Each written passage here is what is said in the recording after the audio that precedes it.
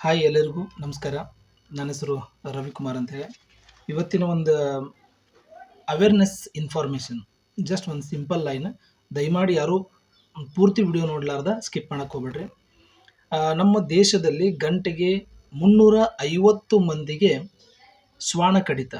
So ಇವತ್ತಿನ news ನೋಡಿದೆ ನಾನು.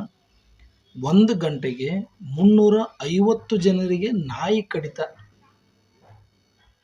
ಎಷ್ಟು ಅಮೇಝಿಂಗ್ ಅನ್ಸುತ್ತಲ್ಲ. ಮತ್ತು ಇನ್ನೊಂದು ಇನ್ಫಾರ್ಮೇಷನ್, ಜಸ್ಟ್ ವೇಟ್.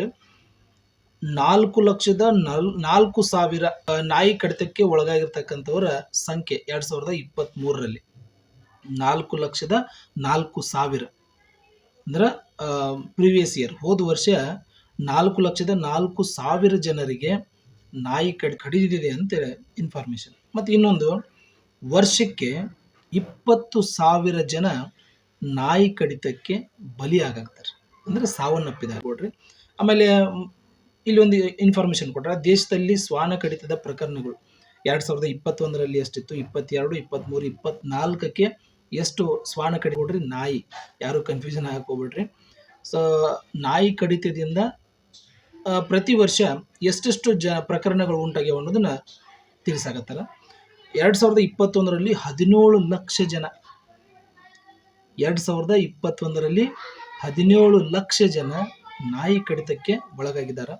ಮತ್ತು 2022ರಲ್ಲಿ 22 ಲಕ್ಷ ಜನ ನಾಯಿ ಕಡಿತಕ್ಕೆ ಒಳಗಾದವರು, 22 ಲಕ್ಷ ಜನ.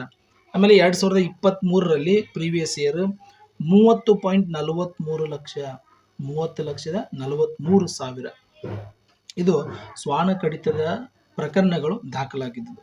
ಸೊ ಅದಕ್ಕೋಸ್ಕರ ಇನ್ನೂ ಒಂದು ಇಂಪಾರ್ಟೆಂಟ್ ವಿಷಯ, ಕರ್ನಾಟಕದಲ್ಲಿ, ನಮ್ಮ ಕರ್ನಾಟಕದಲ್ಲಿ 2023ರಲ್ಲಿ ಉಂಟಾಗಿರ್ತಕ್ಕಂಥ ಪ್ರಕರಣಗಳು 2,08,000 ಪ್ರಕರಣಗಳು.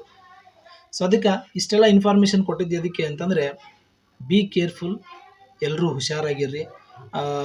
ಬೀದಿ ನಾಯಿಗಳು ಸಾಕಷ್ಟು ಇರುವುದರಿಂದ ಕೂಡ ಮನೆಯಲ್ಲಿದ್ದಾಗ, ಬೀದಿಲಿ ಮಾರ್ಕೆಟಿಗೆ ಹೋಗ್ತಿರ್ಬೇಕಾದ್ರೆ, ಶಾಲೆಗೆ ಹೋಗ್ತಿರ್ಬೇಕಾದ್ರೆ ಮಕ್ಕಳು, ಆಮೇಲೆ ವಾಕಿಂಗ್ ಮಾಡ್ತಿರ್ಬೇಕಾದ್ರೆ ನಮ್ಮ ಗೃಹಿಣಿಯರು, ಅಂಕಲ್ಗಳು ಎಲ್ಲರೂ ಹುಷಾರಾಗಿರ್ರಿ.